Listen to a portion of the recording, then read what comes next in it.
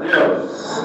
Amém, graças a Deus. Querido, abra comigo enquanto você oferta ao Senhor, no livro de Hebreus, no capítulo 3.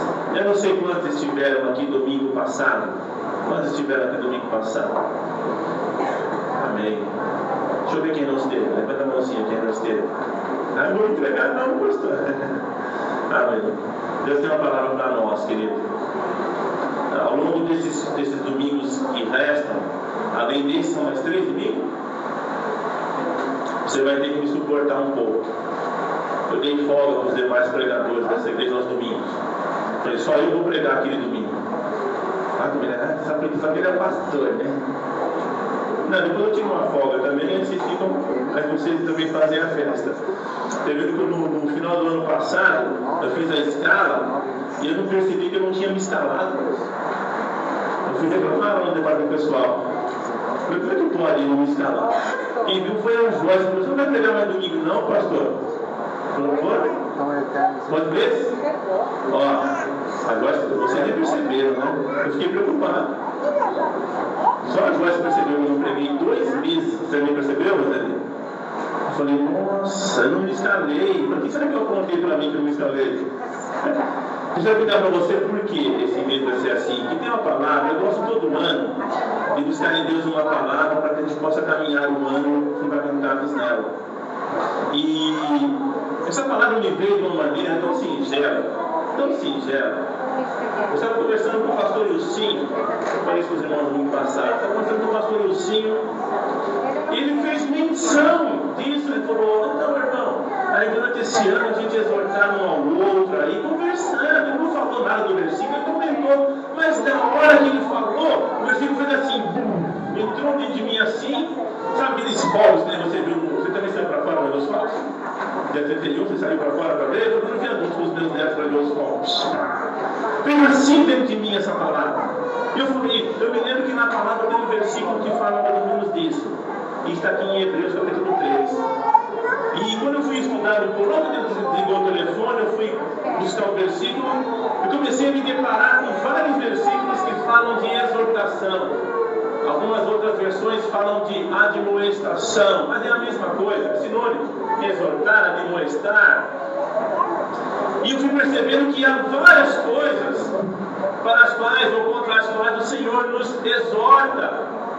E eu separei 4 delas. E eu queria, em cada domingo, falar de uma delas com você. Amém? E eu creio que vai ser bênção para a sua vida.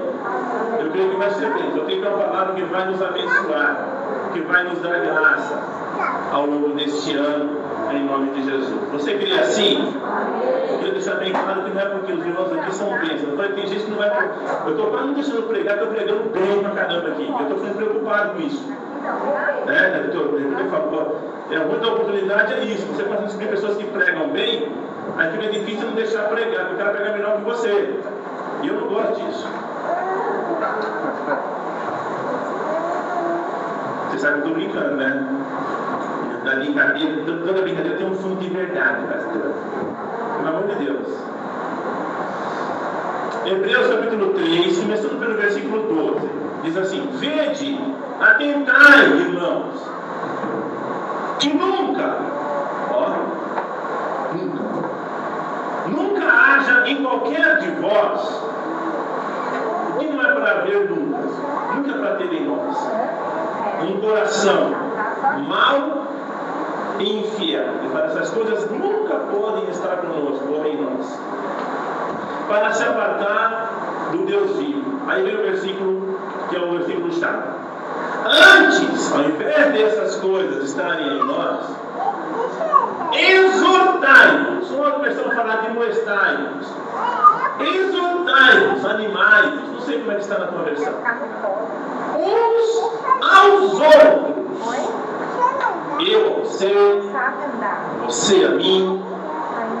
Nós estamos nos exortando. Todo tempo, ou todos os dias. Meu irmão, que coisa. Durante o tempo que se chama hoje, agora, para que nenhum de vós se endureça pelo engano do pecado. Então eu vou repetir a parte A do versículo. Exortai-vos uns aos outros todos os dias. Amém? Você pode fechar a Bíblia se você quiser. Daqui a pouquinho eu quero mencionar alguns versículos para você, mas você não precisa ler. Eu vou mencionar para você aqui esses versículos, porque eu quero que nós tenhamos aqui um tempo mais ganhar tempo e sermos mais dinâmicos na dissertação. Pai, em nome de Jesus, nós nos colocamos nesta noite, mais uma vez, diante do Senhor, diante da Tua Palavra, pedindo que o Teu Espírito Santo, de sabedoria, abra os olhos do nosso entendimento. Nós não queremos uma palavra simples, uma palavra de letra. Nós queremos uma palavra que seja revelada, uma palavra que venha ungida pelo Teu Espírito Santo, uma palavra, Senhor, que venha diretamente da Tua boca, para tocar os nossos corações, para mexer com as nossas vidas, para mexer com as nossas estruturas, para nos tirar do lugar em que estamos e nos colocar, Senhor, num nível mais próximo de Ti. Abençoa-nos com esta palavra hoje à noite. É o que nós te pedimos, agradecidos que somos, no nome do Senhor Jesus Cristo, Teu Filho amado, nosso Senhor, nosso Salvador. Amém? Quantos já foram obedientes a esta palavra? Eu vou cobrar não, desculpa. Eu estou perguntando mais para aqueles que estiveram domingo aqui e já ouviram a primeira parte dessa pregação. Quantos já praticaram isto que a palavra de Deus nos orienta? Exortar um ao outro. Quantos já exortaram alguém ao longo dessa semana que passou, de domingo até hoje?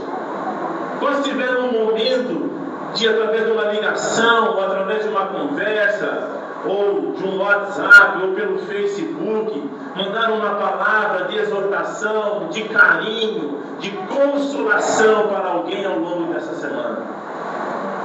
Porque nós temos que ouvir esta palavra e praticá-la. Quantos creem assim? Que não adianta ouvir a palavra e não ter uma iniciativa. Fé sem ação, fala comigo, fé é mais forte um pouco. Eu tenho fé, você vai falar mais forte ainda. Sem ação é pura tapiação. Fé é agir. Quem crê, quem tem fé, age em toda a palavra de Deus. Senão nós seremos desobedientes. E aqui no livro de Hebreus, um pouquinho mais para frente, você vai ver que ele chama os desobedientes de infiéis. Eles não puderam entrar no descanso de Deus.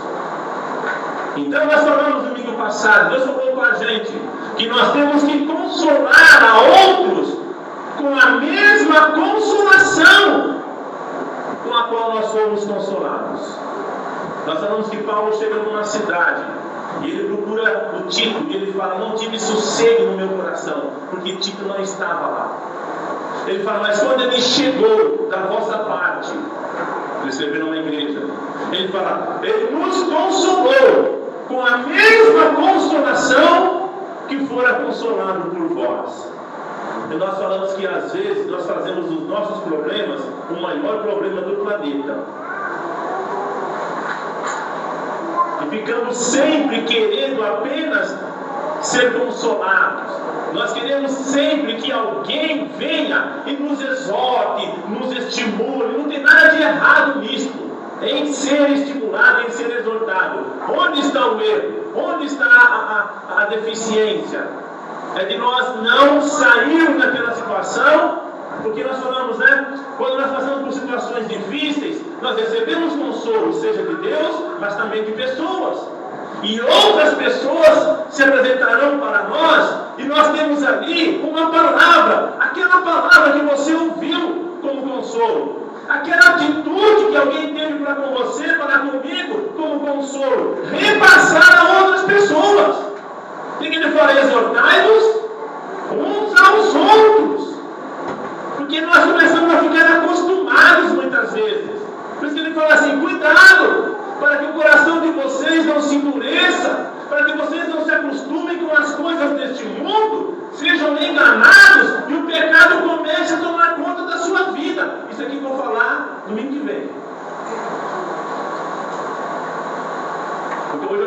de uma coisa aqui a palavra nos exorta. Serão 4 coisas. Uma delas ele fala, o Paulo está escrevendo, ele fala, exortando-nos a fugir dessa geração perversa. Há uma exortação para isso, para não se misturar com as coisas e com as práticas deste mundo. A palavra nos exorta, exortando-nos a não se misturar com essa geração perversa. Por isso que ele fala aqui, tome cuidado, porque o seu coração pode se endurecer, pode se tornar insensível. As coisas deste mundo podem passar a serem assim consideradas normais. E nós sabemos que Jesus sempre provocava os seus discípulos. Jesus era um provocador, querido. Quando ele percebia que os seus discípulos estavam começando a se acomodar, ele dava uma chacoalhada neles. Ele fazia milagres. Mas quando os discípulos começavam a esquecer do milagre, a viver a vida comum, ele sacudia e falava: cadê a fé de vocês? Ele fala em João 1, nós pregamos em quinta-feira: o que você busca? 2 discípulos de João passam a segui-lo. João fala: eis aí o Cordeiro de Deus. E 2 discípulos de João passam a seguir Jesus. Primeira pergunta que Jesus faz para eles: Jesus vira para eles e fala: o que vocês buscam? O que vocês querem comigo? Por que vocês estão vindo atrás de mim? Porque Jesus mexe com as nossas vidas. Você já percebeu que o mundo não gosta de ouvir o nome Jesus? Já percebeu? Presta atenção, querido. Como as pessoas ficam irritadas. Se você falar para elas Deus, elas não se incomodam. Se você falar Jesus, as pessoas se armam, causa repugnância. Então, para andar com Jesus, tem que estar disposto a certas situações. Quando nós começamos a nos acostumar com algumas coisas, é sinal de que as coisas estão começando a ficar fora do lugar em nossas vidas. E eu queria começar hoje com você lá em 2 Coríntios capítulo 6. Essa parte eu quero que você leia comigo. Porque esta é a exortação de hoje. Uma delas. Essa aqui eu quero ler com você. Primeira carta de Paulo aos Coríntios, segunda carta de Paulo aos Coríntios, é a segunda carta, o capítulo é o 6, o versículo é o 1. Não leia, por favor, apenas vários, vamos ler todos juntos. Eu quero falar sobre algo que você já ouviu sobre esse assunto muitas vezes. Segunda carta de Paulo aos Coríntios. Paulo, falei que nem japonês agora. Segunda carta de Paulo ao Coríntios. Saiu meio Paulo.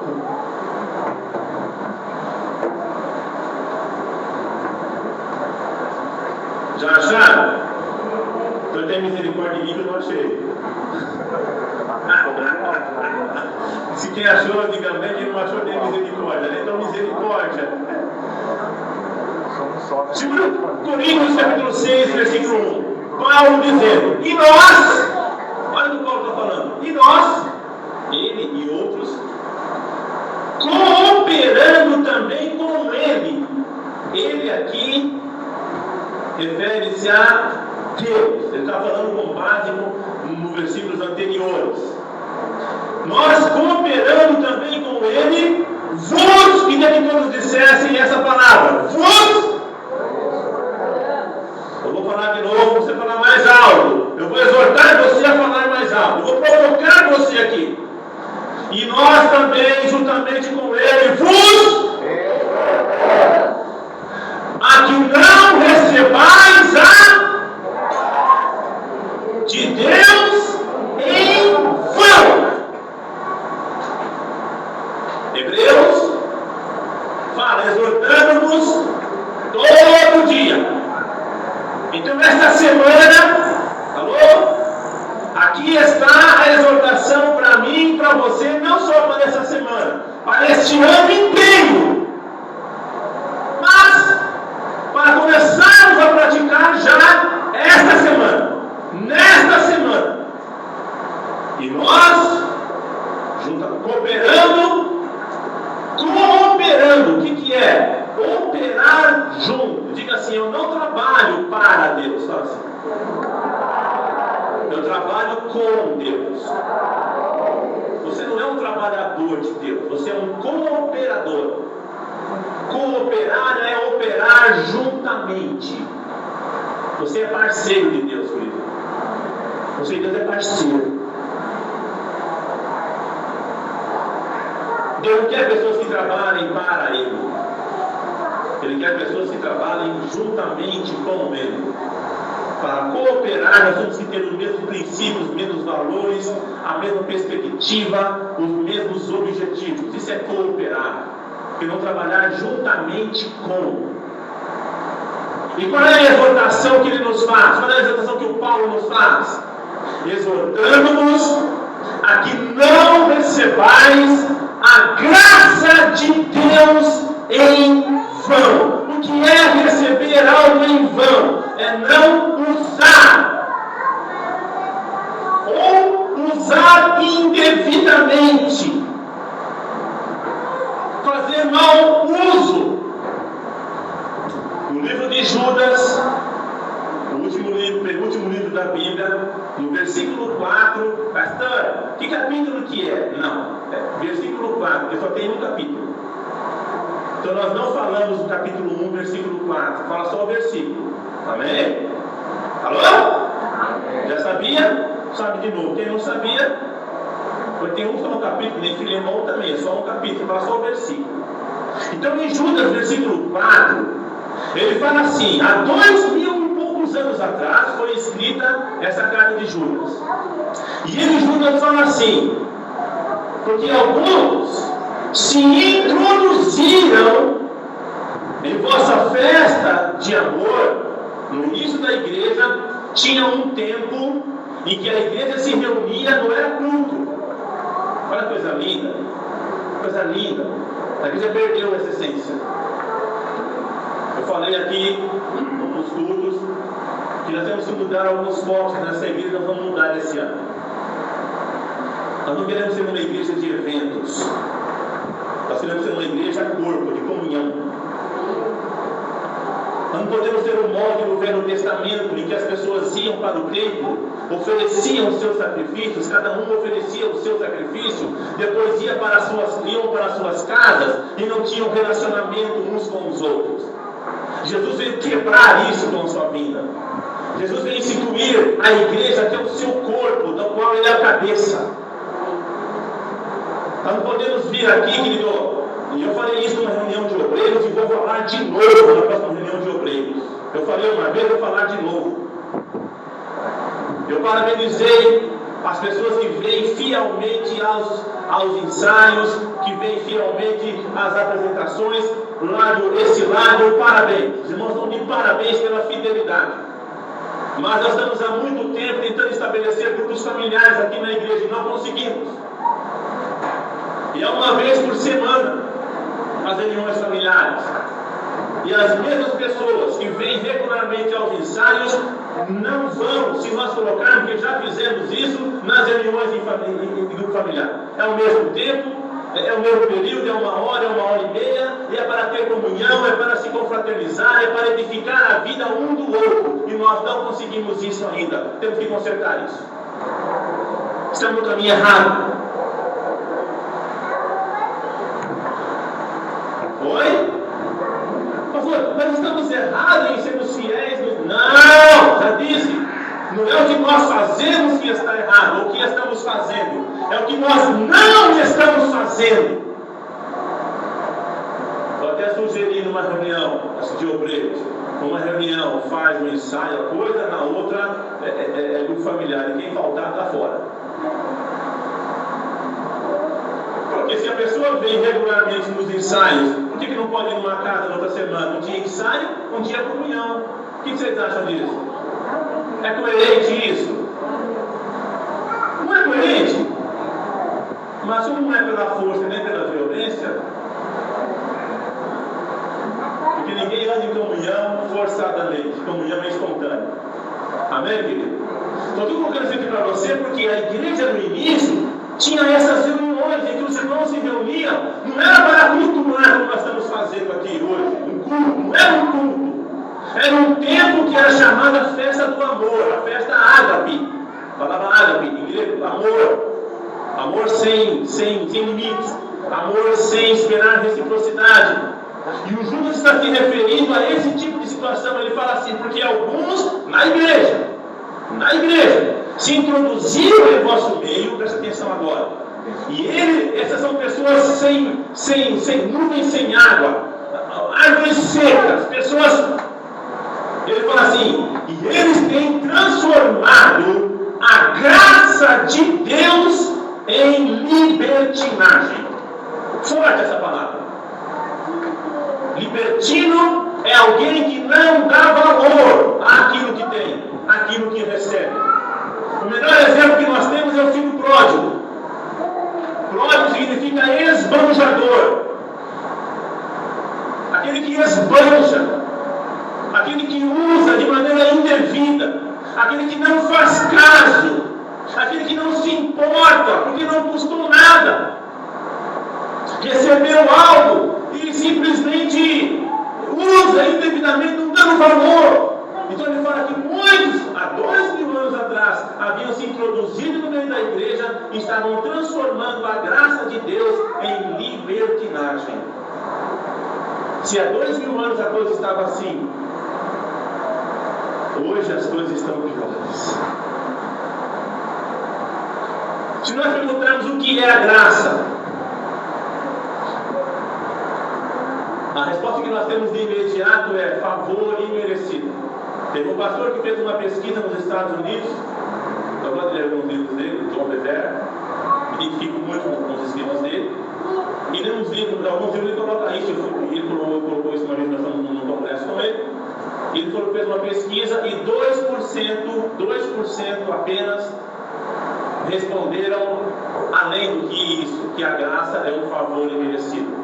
98% respondeu que a graça é um favor imerecido. O que o Paulo fala para nós em 2 Coríntios 6? Qual é a exortação dele para nós? Exortando-vos a não receber a graça de Deus em vão. Saber o que é a graça. A graça é um favor imerecido? Sim. Mas eu quero mostrar para você daqui a pouco que ela é muito mais que isso. Ela tem uma abrangência maior do que, vou falar isso não no sentido simplista, né? Não estou aqui querendo tirar a força, mas a graça, ela opera mais do que para a nossa redenção. A graça ela opera na minha vida, na sua vida, mais do que nos levar para o céu, tendo perdoado os nossos pecados. Esse dia que nós vamos celebrar hoje, da ceia do Senhor, é uma expressão da graça de Deus para o homem. Para mim e para você, a salvação é de graça. Pela graça sois salvos, por meio da fé, não vem de vós, é dom, é um presente de Deus, não vem das obras, para que ninguém se glorie. Você não paga nada para a salvação, ela é de graça. A graça te dá a salvação de graça, para mim. Mas alguém pagou. Falei de manhã, um dia eu fui na Sociedade Bíblica, visitar lá, ver todo o processo, aqui em Barueri, todo o processo, desde quando chega o papel até na outra ponta, a Bíblia sair já impressa, tudo certinho, colada, todas as capas, tudo. E num momento, o diretor comercial da Sociedade Bíblica, ele foi falar, fazer uma exposição de como eles divulgaram a Bíblia, e ele falou, muitas pessoas, em número, a quantidade de pessoas que pedem Bíblias aqui na Sociedade Bíblica para distribuir. Ele falou, nós já fazemos um trabalho de distribuição, nós já abençoamos muitas. Ele falou, mas tem gente, ele falou, nós não conseguimos e nem podemos atender todos. Ele disse assim, porque essas Bíblias que nós estamos dando de graça, elas não saem de graça. Alguém está pagando por elas, para que alguém possa receber de graça. Porque se nós formos distribuir todas as Bíblias de graça, aqueles mais empolgados, mais entusiastas do Espírito diriam, então não tem fé. Porque Deus iria fazer, querido, tudo custa nesse mundo. Alguém paga. Em uma conta, alguém está pagando. Nada é de graça. Nem a graça. Você não paga por ela, pela sua salvação. Mas alguém pagou. Jesus pagou por ela. Alguém perdeu. Deus. Porque Ele teve que dar o seu Filho para morrer pelos nossos pecados. Ele pagou por isso. Isaías 53 fala: o castigo que nos traz a paz estava sobre Ele, então não foi de graça. Se você tem paz, se você vive paz na sua vida, é porque Jesus foi afligido. E Isaías continua: ele foi afligido. Deus o fez enfermar. E a palavra fala assim, exortando-nos a não receber a graça de Deus em vão. E nós corremos o risco de acontecer com a gente aquilo que o escritor de Hebreus nos previne. Cuidado! Para que vocês não endureçam o coração e fiquem envolvidos com o pecado. O pecado endurece o coração de vocês. Por quê? É tão de graça. Eu vou dar uma expressão aqui, por favor, dentro do contexto. É tão fácil ser perdoado. E a nossa mente assimila tão rapidamente aquilo que nos é favorável. Não se ofenda com a palavra. Que nós podemos nos tornar libertinos. Escute, libertino não é aquele que vive na prática somente do pecado, que não conhece a Deus, que não se entregou a Cristo. Libertino é aquele que usa indevidamente algo que recebeu. Então não se ofenda com esse termo.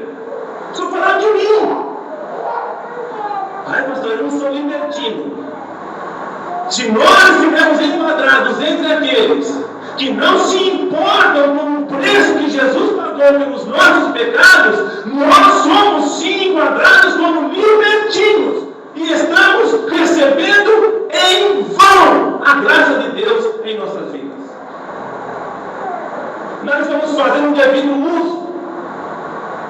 Quando é que eu sou um libertino, que eu tenho a atitude de um libertino? Toda vez que eu não valorizo o preço do sangue. Toda vez que eu me entrego aos meus pensamentos, aos meus sentimentos, às minhas vontades, que são contrárias à palavra de Deus, que me colocam, que me classificam, que me posicionam como pecador, nesse instante eu estou dizendo, bom, posso gastar, tenho bastante, porque daqui a pouco eu peço perdão e Deus me perdoa.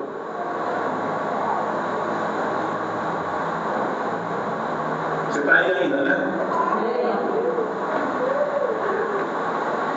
Ele fala, exortando-vos a não receber a graça de Deus em vão. Valorizar a graça, porque não foi de graça.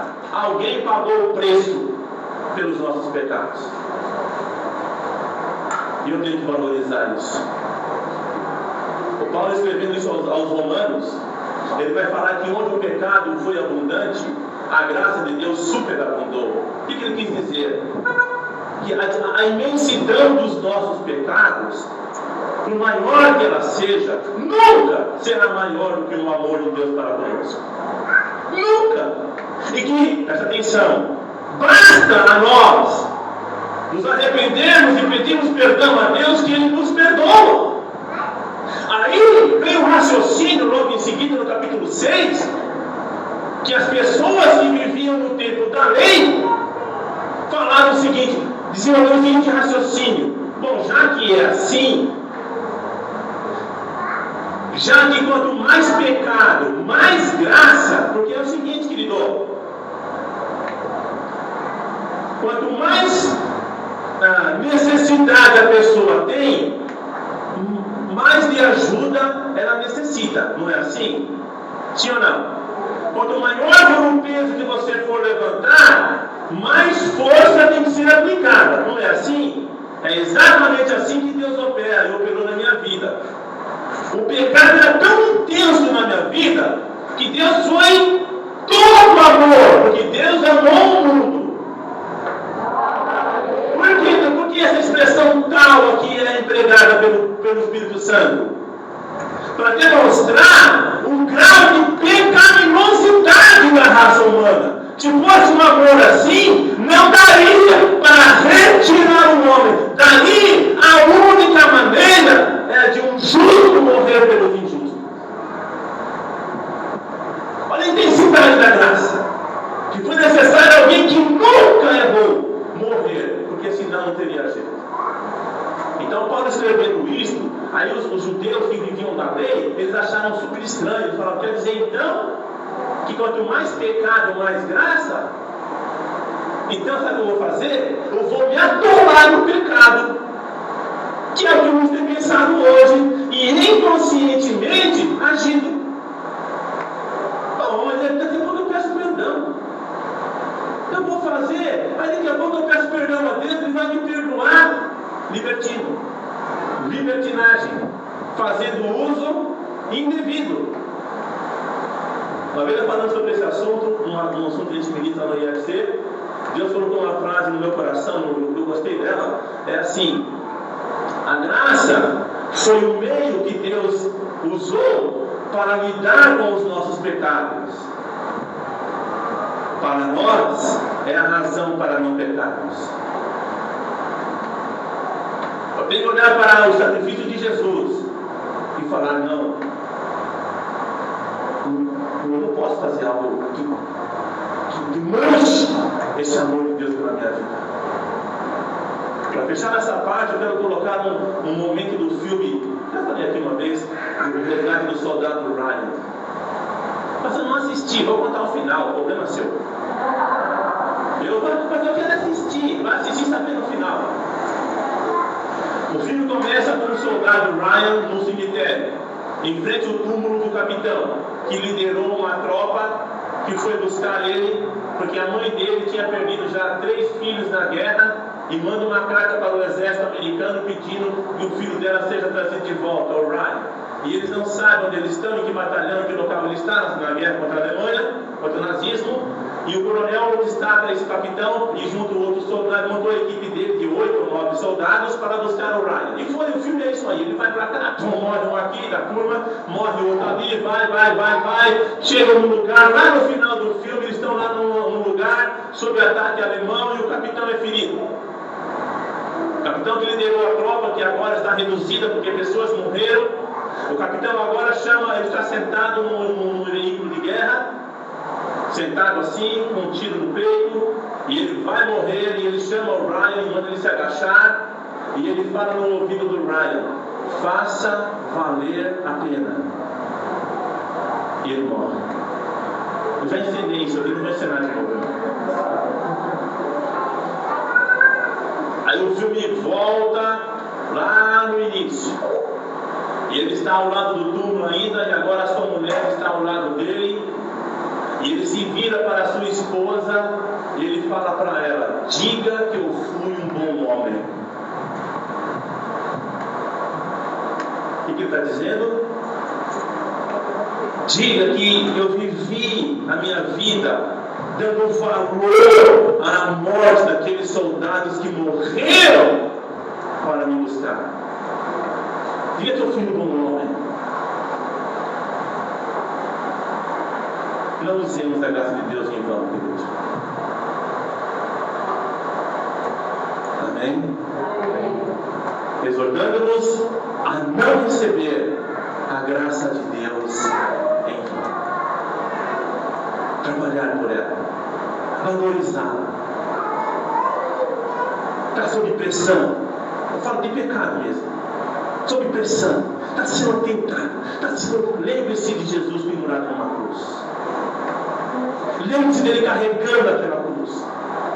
Lembre-se dele descendo do céu, sabedor de que iria carregar sobre ele todos os pecados da humanidade, inclusive os meus e os seus. para que num simples gesto e numa simples oração, Senhor, eu estou arrependido, perdoa os meus pecados, e Ele instantaneamente nos perdoar e não nos lançar em o rosto as nossas transgressões. Isso tem que mexer comigo, isso tem que mexer com você. Esse momento que lembra disso para nós, quando ele pega o cálice e ele levanta, ele fala: esse cálice é o cálice da nova aliança que é firmada no meu sangue. Essa aliança só foi possível ser estabelecida porque Jesus assumiu o teu, o meu, o nosso lugar. Senão você, ele e toda a humanidade estaria irremediavelmente destinado ao inferno. Não é possível que isso não nos sensibilize.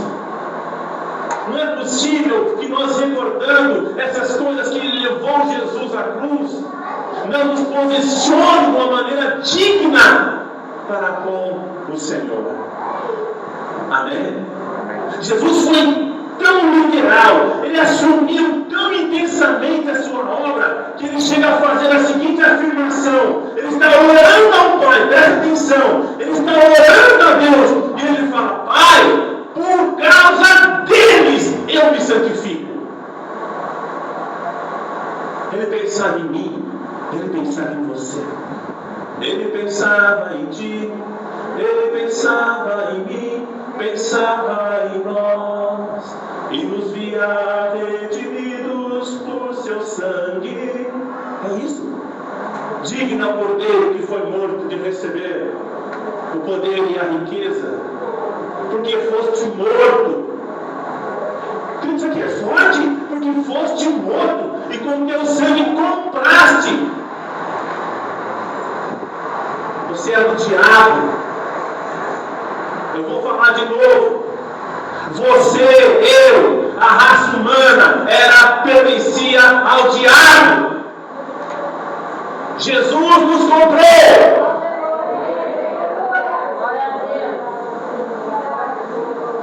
Gálatas fala isso. Ele nos comprou com o seu sangue. Não foi de graça. Alguém pagou o preço. E nos tirou do império das trevas, do domínio das trevas, e nos transportou para o reino do Filho do seu amor. Temos que fazer valer a pena. Temos que fazer valer a pena.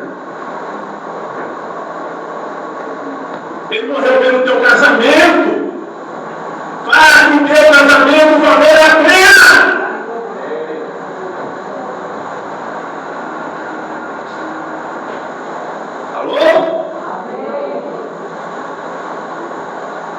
Ele morreu por esta igreja.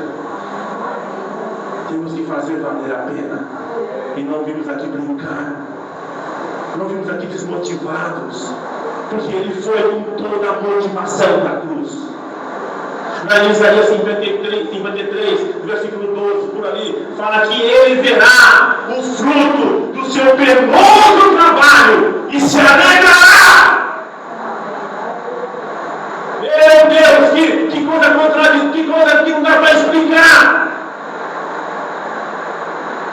Eu fico imaginando como é isso. Ele está na cruz, agonizante, cheio de dor, morrendo, mas Ele está feliz.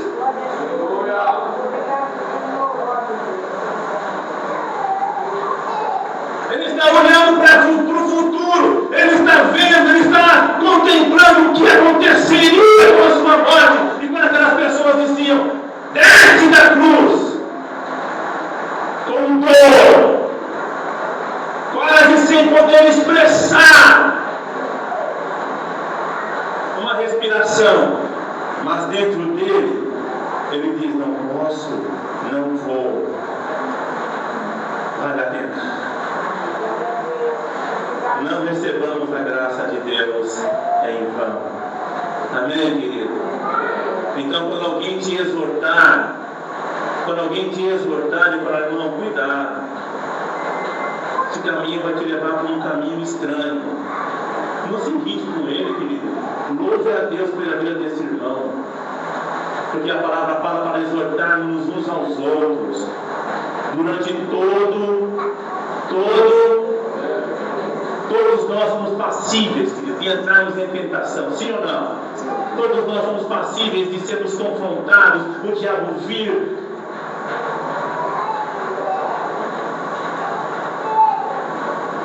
Mas Deus vai levantar alguém para te exortar. É só você ficar com o ouvido aberto. Presta atenção. É Deus falando com você muitas vezes, numa conversa com alguém. A pessoa fala de um assunto e fala, estou passando por isso, deixa eu correr para debaixo das asas. É a exortação de Deus, queridos. Exortando-vos uns aos outros durante todo o tempo. Todo o tempo. Amém? Eu sei que a palavra hoje está pegada, não está? É para arrumar a carga. Porque nós temos um ano longo pela frente. Um ano de vitória. Um ano de bênção. Mas um ano de decisões importantes em nossas vidas. O que é isso aqui? O que é isso? Comedor diário? É só isso que você vê aqui? Abre garrafa. Tira canudo da azeitona. Hã? Que mais? A primeira coisa que as pessoas falam quando vem isso aqui, espremedor diário. É? Mas também é o extrator de caroço de azeitona.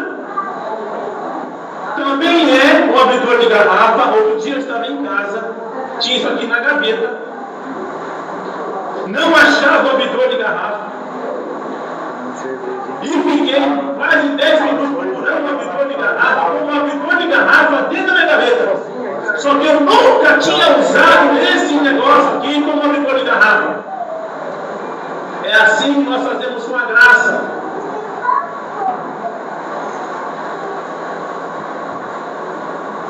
A graça, ela tem uma função principal em nossas vidas. A principal função desse aparelho é escrever água. Mas ele faz outras coisas. Com a graça, faz outras coisas na sua vida e na minha vida. Diga graças a Deus.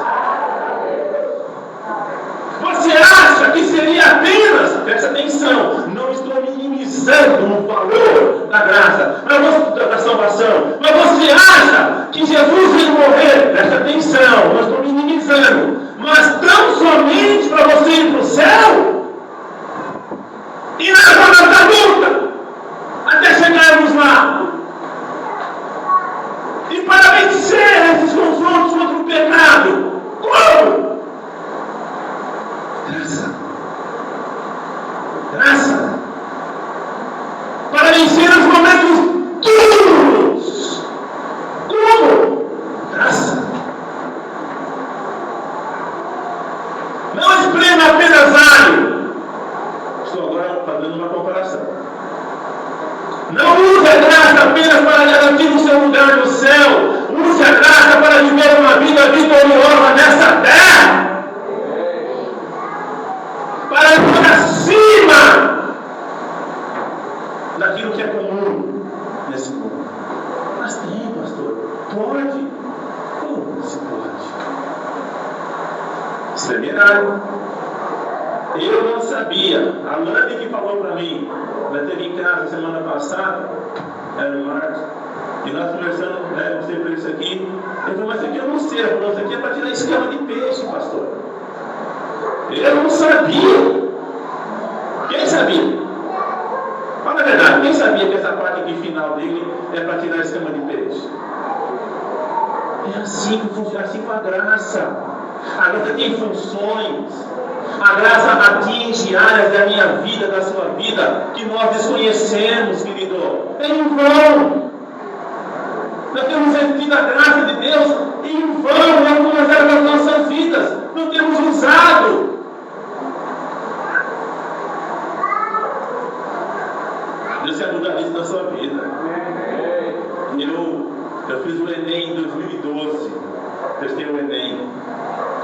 Só não passei na bendita redação em português.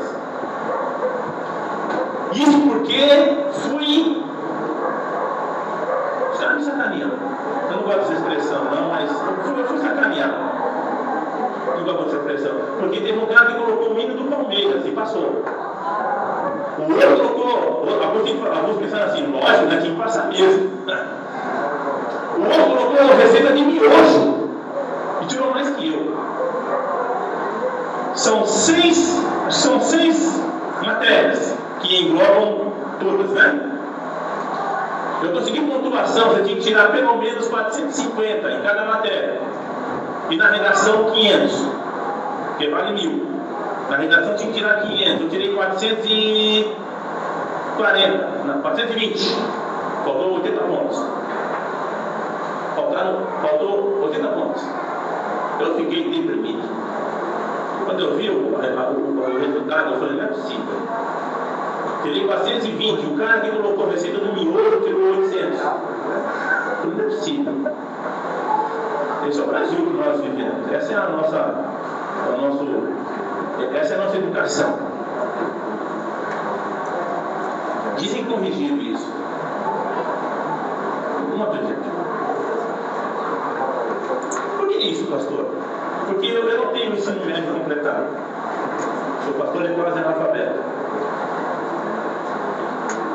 Aí não venho nessa igreja. Não importa.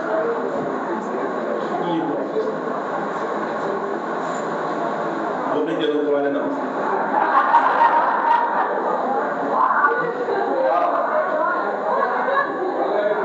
Aliás, eu tenho aqui a caneta que eu escrevi. Eu tenho a caneta, tenho a toalha agora, e tenho um copinho, e tenho um espremedor. Deixa eu ver, 500 mais 1.500, dá uns 5 pau aqui para ajudar na construção. Quem quiser pode pegar depois. Pastor, você está zombando? Não, quem está zombando são essas pessoas. Eles estão zombando do Evangelho. E eu fiz o Enem, prestei o Enem, só fiquei em português. Eu tinha lido tudo lá, para fechar o ensino médio, tinha que fechar todas as matérias. Eu achei que não conseguiria usar as notas. Olha, bom, 3 anos se passaram. Eu conversando com uma cunhada minha, eu comecei a fazer a eliminação de matéria lá no lugar separado, elimina a matéria. Bom, e ela falou, mas a nota do Enem para você não serve para você como proficiência, é isso que fala, né? Para eliminar? Eu falei, eu acho que não, porque eu li lá que tinha que fechar tudo. Ela falou, mas dá uma lida. Eu falei, mas eu já li, mas dá uma lida, cabeção. E eu fui ler e podia. E agora eu estou tendo que fazer apenas arte, que eu sei fazer eu sei arte para mim é fácil, né? Quando eu mais sei na vida é fazer arte, mas não é quase essas coisas não, é artista mesmo, né? Arte, inglês e o português que eu já fiz, passei na redação. Ufa, porque demora para deixar. Já eliminei português e fiquei sabendo que eu posso usar as notas do Enem. Agora eu tenho que fazer apenas arte, que eu já fiz 2 provas, falta só mais 2. E inglês que eu vou fazer, creio que até março, abril, eu concluo o meu ensino médio. 3 anos na ignorância. O meu povo é destruído, perece porque falta a ele conhecimento. Falta conhecimento sobre a graça. Amor, cadê a nossa graça? Ah, está aqui.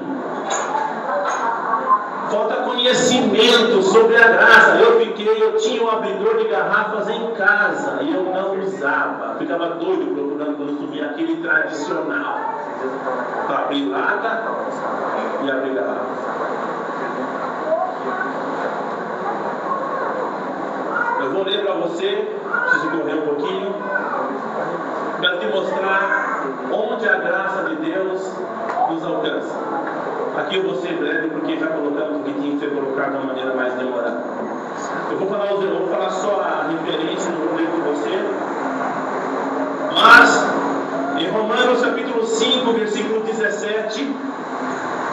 está escrito assim: os que recebem a abundância da graça e do dom da justiça reinarão em vida por meio de um só, Jesus Cristo. Os que recebem da abundância da graça reinarão em vida. Eu quero dizer para você que lá no céu só um reinará. O nosso reinado tem que ser aqui, em vida, enquanto vivos aqui. Você sabe que no céu não tem rainha, né? Quem sabe? Quem sabe que no céu não tem rainha? Só tem rei. O rei dos reis e o senhor dos senhores. Não tem rainha lá no céu. Pastor, não. Não tem. Isso é invenção humana. Se Maria pudesse ver o que falam dela aqui hoje, ela ia falar: meu Jesus, entendeu tudo dela. Eu não sou rainha coisa nenhuma. Lá no céu só tem rei, que é o Senhor Jesus Cristo. E olha o que Paulo fala: os que recebem a abundância na graça reinarão em vida. O que é reinar? A graça te dá habilidade, capacidade para reinar aqui. Reinar é prevalecer. Reinar é subjugar. E por que nós vivemos nos arrastando muitas vezes? Por que a depressão toma conta do coração? Por que a tristeza infinda invade corações? Por que problemas parecem insolúveis? Nós não estamos dizendo, Deus não está falando, muito menos eu aqui, que os problemas não são difíceis de serem lidados com eles. Mas a palavra diz que a graça de Deus nos dá a capacidade de prevalecer sobre eles. Reinar. Os que recebem a abundância da graça e do dom da justiça reinarão em vida, prevalecerão. Não serão oprimidos. Paulo fala em Romanos que aquele a quem nós nos apresentamos como servo, deste nós somos escravos. Você não é escravo de ninguém, a não ser de Cristo. Paulo fala que antes nós éramos escravos do pecado, mas o sangue de Jesus nos comprou, nos tirou de lá. Então a graça tira caroço de azeitona. Além de espremer o alho, a salvação, ela tira o caroço da azeitona. Amém? Em Romanos 6,14: porque o pecado não terá domínio sobre vós, porque não estáis debaixo da lei, mas da graça. Olha para mim agora, olha para mim agora. Mais do que usar a graça para pedir perdão pelos pecados, a graça nos dá poder para suportarmos, prevalecermos, resistirmos contra o pecado. Porque onde o pecado abunda, onde o pecado faz uma força. Imagine agora, você tendo que enfrentar algum grupo e tem lá 10, é o pecado. Por que o salmista, será que ele falava, né? 1000 cairão a teu lado?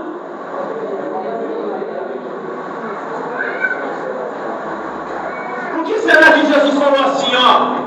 Eu vou edificar a minha igreja e as portas do inferno não prevalecerão contra ela. Por quê? Porque a graça é um poder capacitador. Qual é a maior força do inferno contra a igreja? É o pecado. Porque o pecado neutraliza o poder de Deus. E o Paulo fala: os que recebem da graça, o pecado não tem mais domínio. Meu Deus do céu, que expressão linda, querido. Eu saber que eu posso viver acima do pecado. Não apenas pedir perdão, eu posso viver acima dele. Isso é maravilhoso. Ou não é? Oi? Que nós nos acostumamos àquela vidinha: peço, peço perdão, peço, peço perdão. É para acabar isso na minha vida e na sua vida. Nós não somos transformados, Paulo fala, de pecado em pecado. Ele fala, sendo transformados como que na mesma imagem, de glória em glória. glória. Não é de pecado em pecado, é de glória em glória. Mais forte o nome, dá mais aleluia, dá mais para Deus aí. Esse aqui material, você está depurando aí. Eu estou falando que você vai vencer o pecado. Que porque, querido, é o pecado que nos separa de Deus. Os nossos pecados causam separação entre vós e Deus. Meu irmão, ele está dizendo que a graça nos dá poder sobre o pecado. Nada poderá nos separar do amor de Deus. Meu Deus do céu, eu acho que você mais quer estar mais próximo de Deus a cada dia, ou será que eu estou enganado? Então está falando para nós como alcançarmos isso, querido. Vamos lá, mais uma coisa. Já anotou duas aí? Então a graça, ela quebra nozes. Ela dá salvação instantânea. Ela nos faz reinar em vida. Ela tira o caroço da azeitona. Ela nos dá poder sobre o pecado. É o quebrar nozes. A graça nos fortifica. 2 Timóteo 2,1, Paulo fala para o Timóteo: meu filho, fortifica-se na graça, fortifica-te na graça que há em Cristo Jesus. Mas eu não vou fraco. Outro dia eu estava lá em casa, com a Darcy na sala, estávamos saindo ali para a área, ficamos ali tomando um solzinho e o frescor do vento. Aí tem um lugar lá em frente em casa, de frente assim, que tem um cara que tem umas vaquinhas lá, tem uma mini fazendinha ali, uns estudiantes lá, sei lá. Ele tem umas vaquinhas, planta uns negócios lá para a família, alface, passa vendendo, e tem umas galinhas lá, de Angola. E nós estávamos lá e eu comecei a escutar. Não fala para ele, filha, acho que tem alguns irmãos aqui que vão pedir oração, olha. Acho que vocês estão vindo aqui para casa, né? Mas pastor, você não vai ficar comigo assim, não. Eu falei, até algumas ovelhas vindo para cá. Quem tem igreja que começa com medo, como é que você está? Estou fraco. Como é que você está, irmão? Estou fraco. Cantando mundo. O Paulo fala para o Timóteo: fortifica-te na graça. Não vou falar para o pastor mais, não, porque eu estou com problema. Não estou falando disso. Eu estou falando comigo com você aqui, que você tem que ser exortado, mas tem que exortar a outro. Você está fraco hoje? Usa a graça, fortifica-te e fortaleça alguém amanhã. Exorte alguém amanhã, meu irmão. Eu sei o que é isso, eu também estava fraco, eu também estava desanimado, mas a graça de Deus me sustentou, Deus operou na minha vida. Eu quero falar para você que Deus é forte, que Deus é fiel, que Ele vai tirar você dessa, que você vai sair, que Ele vai te fortalecer, que você vai vencer. Fortifica-te na graça. A graça é um anabolizante, a graça é uma vitamina que te fortalece. Paulo fala lá em Efésios 6, no demais, irmãos meus, fortalecemos no Senhor e na força do seu poder. Se estiver fraco, nós vamos orar por você sim. Nós vamos na sua casa fazer oração. Vai lá, Raquel vai pegar o pessoal de intercessão. Vai lá na tua casa, vai orar. Você vem aqui, nós vamos orar por você. Mas fortifica-te na graça, porque não tem poder maior que a graça na sua vida. O Paulo fala em Coríntios que ele tinha um espinho. E como as pessoas entendem errado essa passagem. Como eu já ouvi coisas assim, diferentes daquilo que Deus quis dizer. O Paulo fala: eu estava com um espinho na minha carne. E eu orei 3 vezes ao Senhor. Eu quero dizer para você, já que não é enfermidade, tá? Tem problemas que eles estavam tendo. Tem pessoas. Não é Gálatas fala que eu tenho doente, não tem nada a ver. É outra coisa. E ele fala: eu orei 3 vezes ao Senhor, pedindo que Ele afastasse de mim. E qual foi a resposta de Deus para Paulo? Não responda que eu quero falar como tem sido falado para você. Que Deus falou para o Paulo: Paulo, não posso fazer nada. Você vai ter que viver com isso aí o resto da sua vida. Você agora tem que saber que isso aí não vai sair da sua vida. A aprenda a viver com isso. Não foi isso que Deus respondeu para Paulo. Porque é isso que você ouve às vezes, meu irmão? Deus falou para o Paulo, a minha graça te basta, então porque Deus ia deixar aquilo lá no Paulo. Mentira. Quando Paulo falou para Deus, Senhor, esse problema aqui, passou um tempo. Senhor, esse problema aqui, passou um tempo. Senhor, terceira vez eu falou, a minha graça te dá poder para vencer isso. A minha graça te basta, Paulo. Usa a minha graça com poder na sua vida. Porque o Paulo fala, por isso eu me alegro das minhas fraquezas. Porque quando eu sou fraco, o que ele é? O forte vence, não é derrotado. O forte vence, não é derrotado. Então Deus falou para o Paulo, vença com a minha graça. Você vai viver acima disso, Paulo, com a minha graça. Quero reiterar, nós não estamos ignorando os problemas que nós enfrentamos. Você enfrenta, eu enfrento situações duras, situações difíceis, mas Deus nos deu poder para reinar sobre essas coisas. Amém. Aleluia. O último, a graça nos socorre. Hebreus capítulo 4, versículo 16. Cheguemos, é imperativo. Isso aqui é imperativo, é para fazer. Cheguemos, é para ir lá, sim ou não? Cheguemos com confiança. Olha aí, querido. Por que com confiança? Porque você é perdoado por Deus. Quando você for orar a Deus, vá com confiança. Nossa, mas é que eu errei. Eu pensei em uma coisa que não podia pensar, eu senti uma coisa que não podia pensar, eu falei uma coisa que não podia falar, eu fiz uma coisa que não podia fazer. Se confessarmos os nossos pecados, Ele é fiel e justo. Para quê? Para quê? Para nos perdoar os pecados e nos purificar de toda injustiça. Então vá falar com o Pai, sabedor que você foi perdoado quando você confessou. E fale com Ele, com confiança. Hebreus 10, 19. Chegamos, tendo pois ousadia, confiança, para entrar no santuário, pelo novo e vivo caminho que Ele nos consagrou, pela sua carne, isto é, pelo seu sangue. Cheguemos com inteiro coração, com sincero coração, em inteira certeza de fé.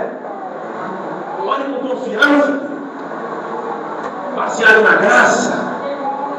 Ele fala, cheguemos com confiança ao trono da graça. Alguns olham para o trono de Deus apenas como um trono de juízo, apenas como um trono de um Deus irado, de um Deus com raios na mão. Senhor, que o raio que passa, pá!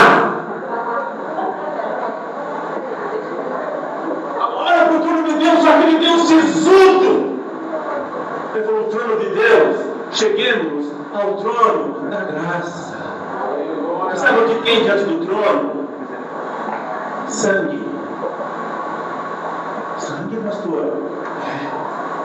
Deixa eu falar isso, porque em Apocalipse, o João fala, eu estava assim, eu me virei, e eu olhei, e eis que havia como um cordeiro que havia sido morto. Olha a visão que o João tem do trono. E tem cristão que só tem visão de um Deus cruel, de um Deus sisudo, de um Deus que não via a hora de você errar para te fulminar. Hebreus fala, cheguemos com confiança ao trono da graça. Quando você falar assim, Pai, ele vai dizer, sim, filho. Olha que gostoso. Aleluia. Para que possamos alcançar misericórdia. De novo, não é juízo, é misericórdia.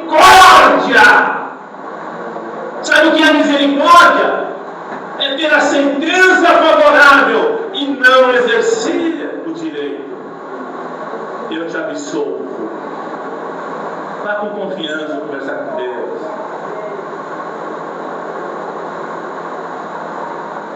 a fim de alcançarmos misericórdia.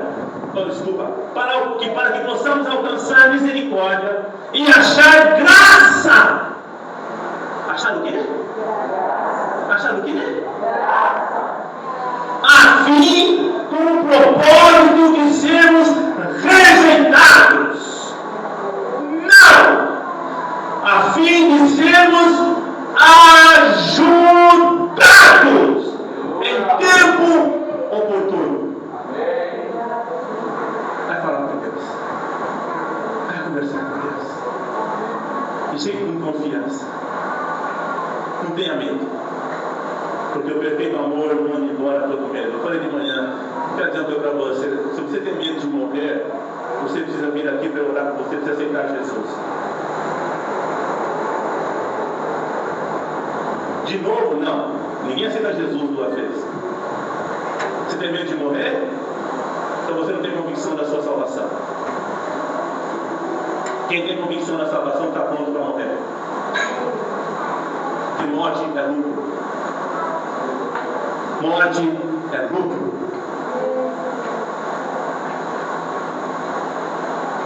Ele é 1 João capítulo 4, versículo 16, 18, ele fala, porque o perfeito amor expulsa, manda embora todo medo. Você me desce do trono, você vai receber socorro em tempo oportuno. O que você precisa? O que você está necessitando hoje? O trono da graça, querida. A graça te ajuda. Amém? Tem mais um ainda, para fechar. Então a graça espreme alho, tira caroço de azeitona, qual é o outro? Quebra nozes.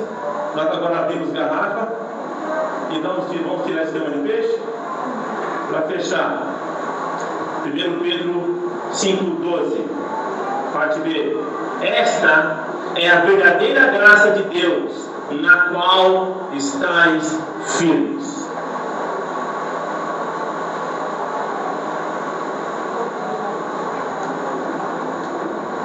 A graça te firma, te sustenta.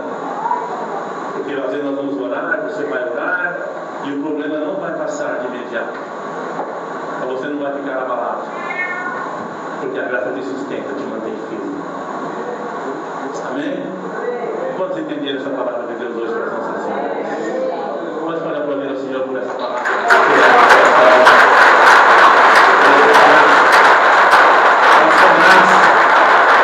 Essa graça.